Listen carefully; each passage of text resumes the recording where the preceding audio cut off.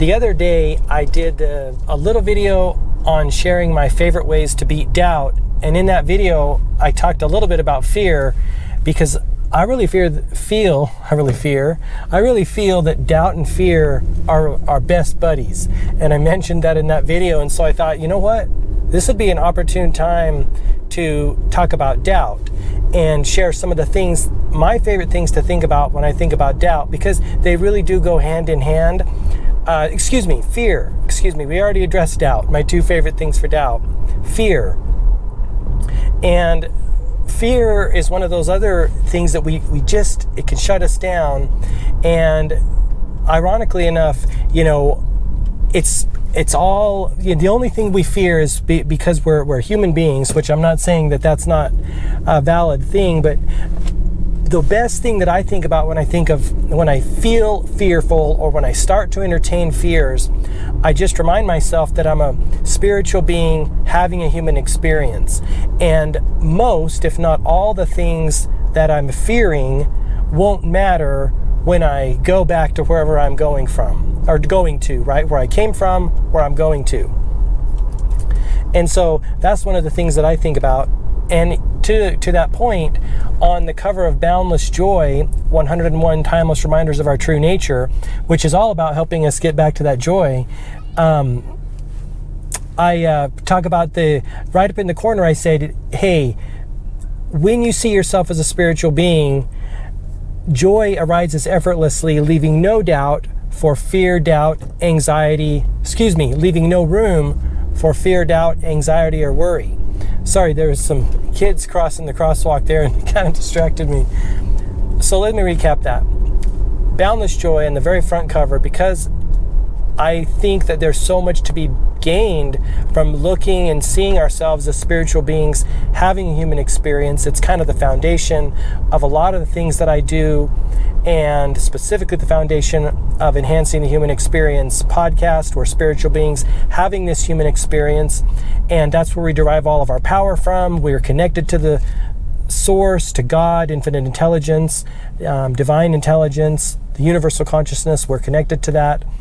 And specifically, on the cover of that book, when you see yourself as a spiritual being, joy arises effortlessly, leaving no room for fear, doubt, anxiety, or worry. All those things just dissolve and fall away.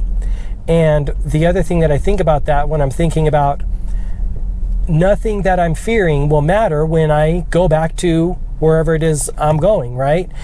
The human life is finite. We come in, we go out, we're going somewhere. There's some bigger thing going on. And when we embody that thing that we are, and when we think from that perspective, everything that we fear dissolves.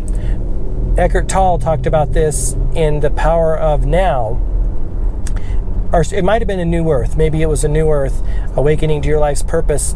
And it's something that I think about very frequently whenever I entertain fear, doubt, anxiety, all those things. And he said that when we die, everything that isn't us will be left here. Everything that isn't truly us will be left here.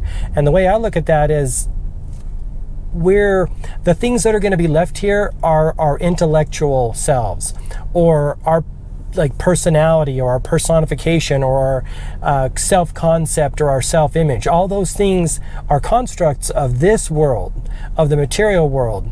And when we die and go back to the spiritual realm, or wherever you believe we go, I believe we go somewhere, or have a different perspective, let's put it that way, all those things will cease to matter, and nothing that we feared, that we had anxiety over, that we worried about in this material world will be of consequence. It won't matter then, because we'll have surpassed it, we'll have transcended it, we'll have gone far beyond anything that we could have possibly worried about here or feared.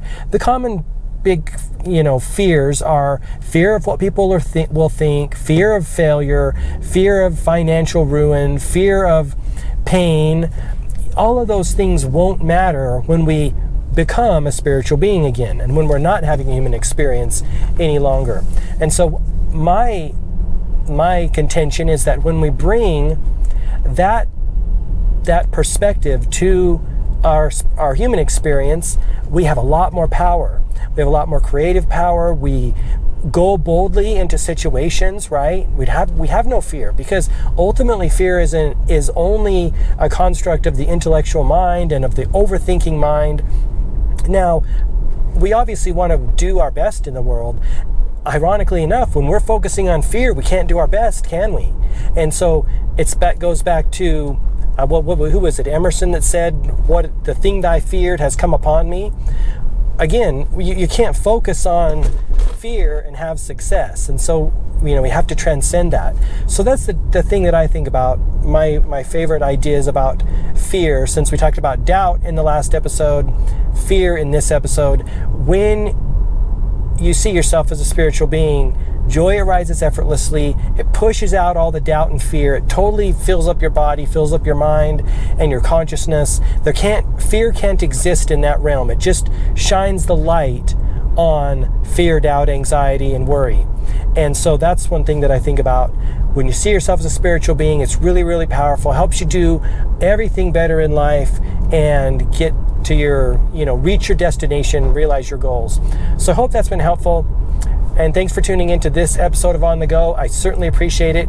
Until next time, all the best, health, wealth, and success. Bye-bye.